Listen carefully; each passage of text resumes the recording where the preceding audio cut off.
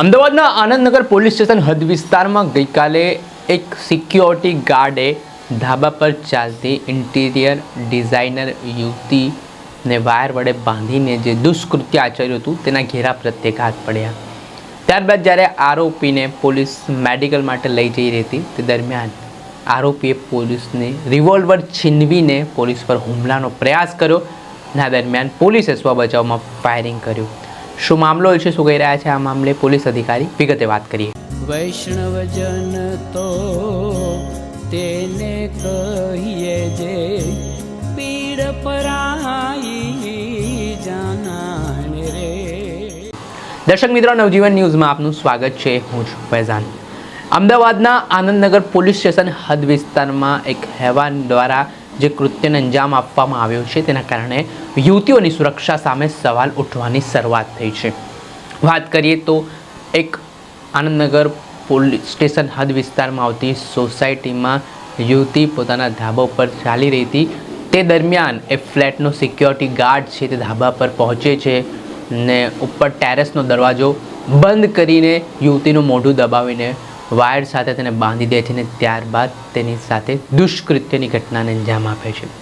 આ ઘટનાથી યુવતીઓની સુરક્ષા સામે સવાલ ઉઠવાની શરૂઆત થઈ। આ મામલે આનંદનગર પોલીસને જાણ કરવામાં આવતા પોલીસની ટીમ દ્વારા આ ઘટનાની ગંભીરતાને લઈને આરોપી સામે અલગ અલગ ગંભીર કલમો હેઠળ ગુનો દાખલ કર્યો અને તેની ગણતરીના કલાકોમાં ધરપકડ પણ કરી। ધરપકડ કર્યા બાદ જ્યારે પોલીસ આરોપીને મેડિકલ માટે લઈ જઈ રહી હતી આ દરમિયાન આરોપી ધર્મસિંહે પોલીસ પાસે રહેલી રિવોલ્વર છીનવાનો પ્રયાસ કર્યો અને ભાગવા જતાં પોલીસે સ્વબચાવમાં ફાયરિંગ કર્યું અને આ ઘટનામાં આરોપીના પગે ગોળી વાગી છે। આ ઘટનાના સંદર્ભમાં ઝોન 7ના DCP Shivam Verma civil hospital દોડી ગયા હતા। તેમણે આ સમગ્ર બનાવ બન્યો છે તે મામલે શું માહિતી આપી છે તે સાંભળો। અત્યારે હાલ કેવી રીતે સારવાર છે, જે પોલીસ કર્મી પણ ઇજાગ્રસ્ત થયો છે? ગઈકાલે આનંદનગર પોલીસ સ્ટેશન વિસ્તારમાં એક રેપના બનાવ બનેલો હતો।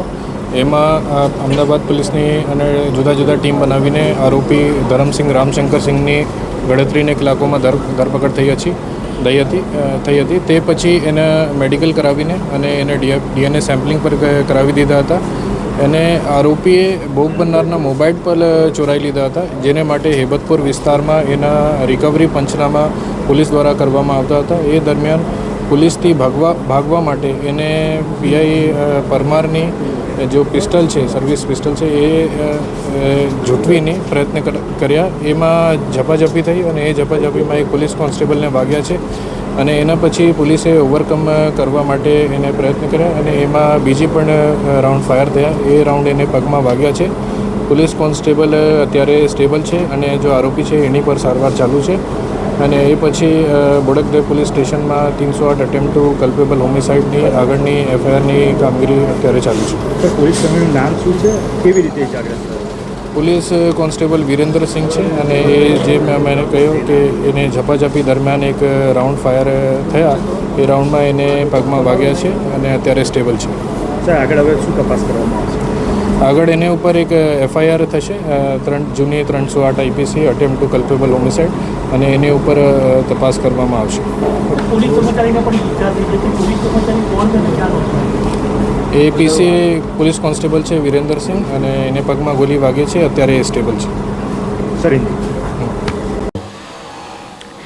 જે આપણે સાંભળ્યા હતા ઝોન 7ના ડીસીપી શિવમ વર્મા, તેમણે આજે આખો ફાયરિંગનો બનાવ બન્યો છે તે ઘટનાને લઈને વિગત આપી છે અને વિરેન્દ્રસિંહ નામના પોલીસ કોન્સ્ટેબલ પર આરોપી દ્વારા ફાયરિંગની ઘટનાને અંજામ આપવાનો પ્રયાસ કરવામાં આવ્યો અને ત્યારબાદ સ્વબચાવમાં પોલીસે ફાયરિંગ કર્યું ને આ અથડામણમાં ઘટના બની। જે બાદ આરોપીનો એક વિડીયો પણ સામે આવ્યો છે જેમાં આરોપી કહી રહ્યો છે કે સાહેબ જવા દો, એકવાર મને માફ કરી દો, હવે ક્યારેક ભવિષ્યમાં હું આવો કૃત્ય નહીં કરું ને આ બાબતના સંદર્ભમાં પોલીસે આ કેસમાં કડકમાં કડક કાર્યવાહી હાથ ધરી છે।